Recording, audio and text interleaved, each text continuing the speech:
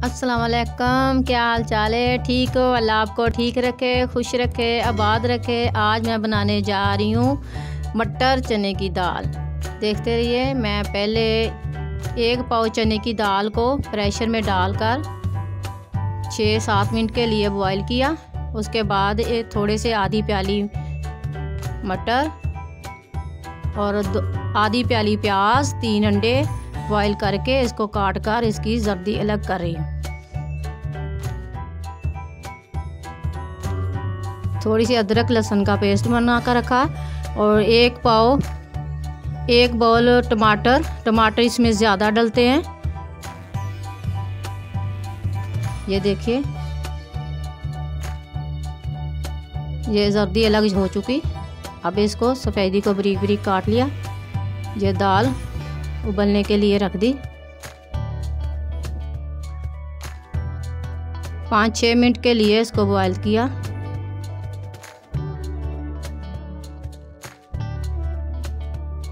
ये सबसे पहले ऑयल डाला कढ़ाई के अंदर, फिर प्याज शामिल किए।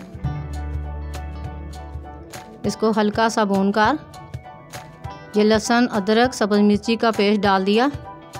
अब इसको भुनेंगे। ये भून चुका है। इसमें ये कटे हुए टमाटर शामिल किए। ये दाल के अंदर टमाटर ज़्यादा डलते हैं। टमाटर गलने तक उसको मसाले डाल दिए। इसमें 1 चम्मच सुरख मिर्च, 1 चम्मच नमक, आधी चम्मच हल्दी, थोड़ा सा सूखा धनिया, थोड़ा सा कढ़ाई मसाला, थोड़ी सी काली मिर्च, ये सब चीज़ें डालकर अच्छी तरह भून लिया पानी का लगाकर। अब इसके अंदर मटर शामिल किए। मटर को भी अच्छी तरह भुनाई करके अच्छे थोड़े नरम हो जाएं। उसके बाद अब थोड़ी देर के लिए इसको ढकना लगा दिया। अब इसको चेक करेंगे। मटर गल चुके हैं। अब इसके अंदर दाल शामिल करेंगे। जो उबली हुई दाल इसके अंदर शामिल कर दी।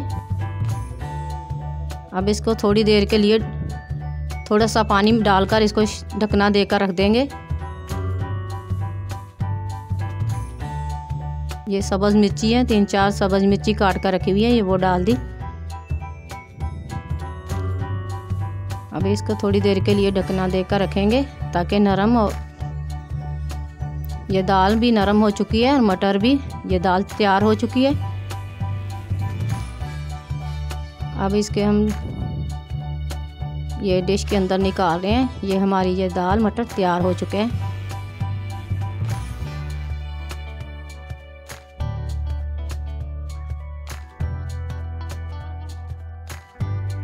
ये देखिए, अब थोड़ा सा ऑयल लेकर उसके अंदर ज़ीरा मिक्स करके थोड़ा सा ऊपर तड़का लगाएंगे। इसका मक्खन का तड़का भी बेस्ट होता है। मक्खन भी का तड़का भी ज़्यादा अच्छा होता है। अब ये उबले हुए अंडे जो काट कर रखे हुए थे ये ऊपर डाल रहे हैं। इससे मज़ा भी आता है और वैसे भी अच्छे लगते हैं। ये देखिए, हमारी ये दाल मटर अंडे के साथ ये तैयार हो चुकी है। अगर हमारी वीडियो आपको अच्छी लगे तो ज़रूर लाइक करना। मेहरबानी, शुक्रिया। अल्लाह हाफिज़।